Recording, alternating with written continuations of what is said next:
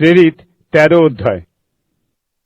সেই সময় আন্তিওখিয়ার মণ্ডলীতে কয়েকজন ভাববাদী ও শিক্ষক ছিলেন। তারা হলেন বার্নবা, শিমন যাকে নিগের বলা হতো, কুরিনিয়া শহরের লুকিও, মনহেম, ইনি শাসনকর্তা হেরোদের সঙ্গে মানুষ হয়েছিলেন, ও শৌল। তারা প্রভুর সেবায় রত ছিলেন ও উপবাস করছিলেন।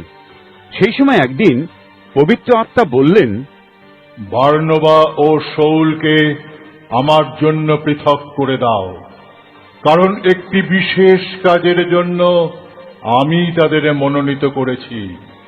তখন তারা উপবাস ও প্রার্থনার পর বার্নবা ও শৌলের ওপর হাত রেখে তাদের বিদায় দিলেন। এইভাবে পবিত্র আত্মার প্রেরণায় চালিত হয়ে তারা সিলুকিয়া শহরে গেলেন ও সেখান থেকে জাহাজে করে কুপ্র দ্বীপে রওনা দিলেন। তারা সালামি শহরে পৌঁছে ইহুদিদের সমাজগৃহগুলিতে গিয়ে ঈশ্বরের বার্তা প্রচার করলেন। যোহন মার্ক তাদের সহকারী রূপে কাজ করছিলেন। তারা সেই দ্বীপের মধ্যে দিয়ে যেতে যেতে পরে পাফোসে এসে উঠলেন। সেখানে তারা বরযিশু নামে এক ইহুদি জাদুকর ও ভণ্ড ভাববাদীর দেখা পেলেন। সে সেই রাজ্যের রাজ্যপাল সের্গীয় পৌলের উপদেষ্টা ছিল। সের্গীয় পৌল ছিলেন একজন বুদ্ধিমান লোক। তিনি বার্নবা ও শৌলকে ডেকে পাঠিয়ে তাদের কাছ থেকে ঈশ্বরের বার্তা শুনতে চাইলেন। কিন্তু সেই জাদুকর ইলুমা, এই ছিল বরযিশুর গ্রিক নাম, বার্নবা ও পৌলের বিরুদ্ধাচরণ করে রাজ্যপালকে খ্রিস্টে বিশ্বাস থেকে সরিয়ে নিয়ে যাবার চেষ্টা করতে লাগল। তখন শৌল, যাকে পৌলও বলে, তিনি পবিত্র আত্মায় পূর্ণ হয়ে ইলুমার দিকে সোজাসুজি তাকালেন, বললেন, তুই ছল চাতুরিতে ভরা লোক, তুই দিয়াবলের ছেলে। যা কিছু ঠিক, তুই তার শত্রু। তুই কি প্রভুর সত্য পথকে বিকৃত করে ক্ষান্ত হবি না? দেখ, প্রভুর হাত এখন তোর উপর। তুই অন্ধ হয়ে যাবি, আর কিছুদিন সূর্যের আলো আর দেখতে পাবি না। সঙ্গে সঙ্গে এক গভীর অন্ধকার তার উপর নেমে এলো, আর সে চারিদিকে হাতড়াতে লাগলো। তাকে হাত ধরে সেখান থেকে নিয়ে যাবার জন্য লোকদের অনুরোধ করতে লাগলো। তখন সে ঘটনা দেখে রাজ্যপাল বিশ্বাস করলেন, কারণ তিনি প্রভুর বিষয়ে শিক্ষার কথা শুনে মুগ্ধ হয়ে গিয়েছিলেন। পৌল ও তার সঙ্গীরা পাফো থেকে জলপথে রওনা দিয়ে পাম্ফুলিয়ার পরগাতে এলেন, কিন্তু যোহন তাদের ছেড়ে জেরুজালেমে ফিরে গেলেন। তারা পরগা থেকে আবার যাত্রা শুরু করে পিসিদিয়ার আন্তিওখিয়ায় এসে উপস্থিত হলেন। এক বিশ্রামবারে পৌল ও বার্নবা ইহুদিদের এক সমাজগৃহে গিয়ে বসলেন। মোশের বিধি ব্যবস্থা এবং ভাববাদীদের গ্রন্থ থেকে পাঠ করা হলে পরে সমাজগৃহের অধ্যক্ষ তাদের বলে পাঠালেন, ভাইরা, লোকদের কাছে শিক্ষা দেবার ও উৎসাহ যোগাবার মতো যদি আপনাদের কিছু থাকে, তবে এগিয়ে এসে তা বলুন। তখন পৌল উঠে দাঁড়িয়ে হাত নেড়ে বলতে থাকলেন, হে ইসরায়েলি লোকেরা ও অইহুদিরা, আপনারা যারা সত্য ঈশ্বরের উপাসনা করেন, তারা আমার কথা শুনুন। এই ইসরায়েলীয়দের ঈশ্বর আমাদের পিতৃপুরুষদের মনোনীত করেছিলেন, আর মিশর দেশে প্রবাসী রূপে থাকার সময় তিনি আমাদের লোকদের উন্নত করেছিলেন। সেই দেশ থেকে ঈশ্বর মহাপরাক্রমে তাদের বার করে আনলেন। প্রায় 40 বছর ধরে প্রান্তরের মধ্যে ঈশ্বর তাদের সব রকমের ব্যবহার সহ্য করলেন। তিনি কনানের 7টি জাতিকে উচ্ছেদ করে সেই সব জাতির দেশ ইসরায়েলীয়দের দিলেন। এইভাবে প্রায় 450 বছর কেটে গেল। এরপর ভাববাদী শমূয়েলের সময় পর্যন্ত ঈশ্বর কয়েকজন বিচারক দিলেন। তারপর তারা একজন রাজা চাইলে বিন্যামিন গোষ্ঠীর কিসের ছেলে শৌলকে ঈশ্বর দিলেন, যে 40 বছর ধরে তাদের উপর রাজত্ব করল। পরে তিনি তাকে সরিয়ে দাউদকে তাদের রাজা করলেন।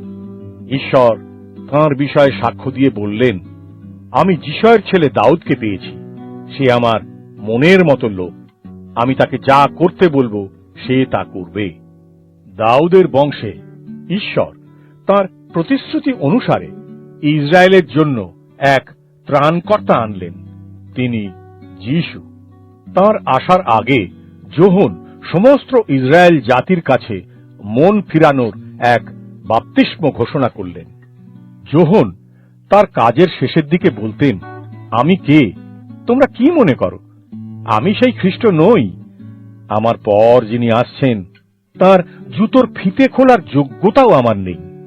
ভাইরা, অব্রাহামের বংশধরেরা আর অইহুদিদের মধ্যে যারা ঈশ্বরের উপাসনা করেন, আপনারা সকলে জানুন যে আমাদেরই কাছে পরিত্রাণের এই বার্তা পাঠানো হয়েছে। জেরুসালেমের অধিবাসীরা ও তাদের নেতারা যিশুকে ত্রাণকর্তা হিসাবে চিনতে পারেননি। যদিও ভাববাদীদের বাক্য যা প্রভু যিশুর সম্বন্ধে বলে তা তাদের কাছে প্রতি বিশ্রামবারে পাঠ করা হতো, ইহুদিরাই তাকে দোষী সাব্যস্ত করল, আর এইভাবে তারা ভাববাদীদের বাক্য সফল করেছে। মৃত্যুদণ্ড দেওয়ার মতো তার কোনো দোষ না পেলেও তারা পিলাতের কাছে তাকে হত্যা করার জন্য দাবি জানায়। যিশুর বিষয়ে যা কিছু শাস্ত্রে লেখা হয়েছে তার সবকিছু সম্পন্ন করার পর তারা তার মৃতদেহ সেই ক্রুশ থেকে নামিয়ে এক কবরে রেখেছিল। কিন্তু ঈশ্বর যিশুকে পুনর্জীবিত করলেন। যারা তার সঙ্গে গালিল থেকে জেরুসালেমে এসেছিলেন তাদের তিনি অনেক দিন পর্যন্ত দেখা দিয়েছিলেন। তারাই এখন লোকদের কাছে সর্বসমক্ষে তার সাক্ষী। আমরা আপনাদের কাছে এই সুসমাচার জানাচ্ছি যা ঈশ্বর আমাদের পিতৃপুরুষের কাছে প্রতিশ্রুতি স্বরূপ দিয়েছিলেন।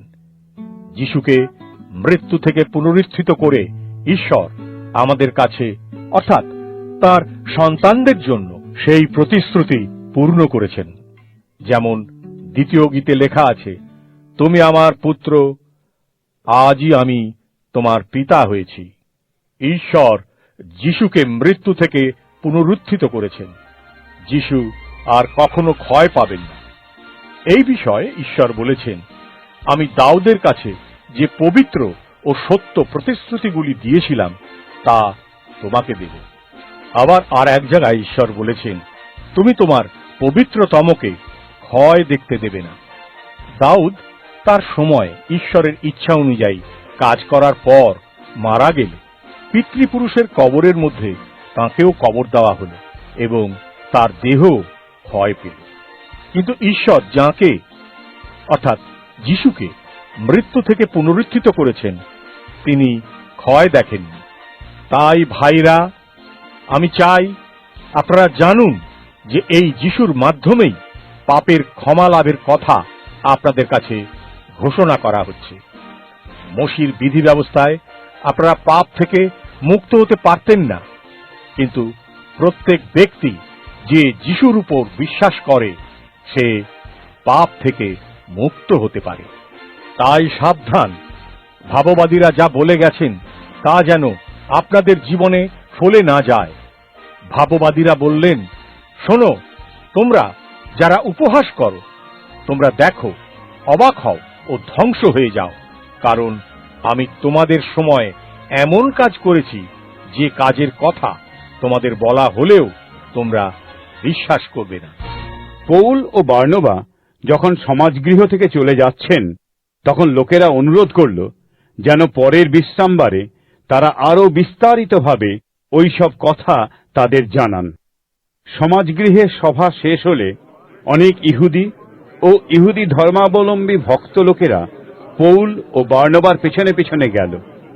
পৌল ও বার্নবা ওই সব লোকেদের সঙ্গে কথা বললেন ও ঈশ্বরের অনুগ্রহে আস্থা রেখে চলার পরামর্শ দিলেন।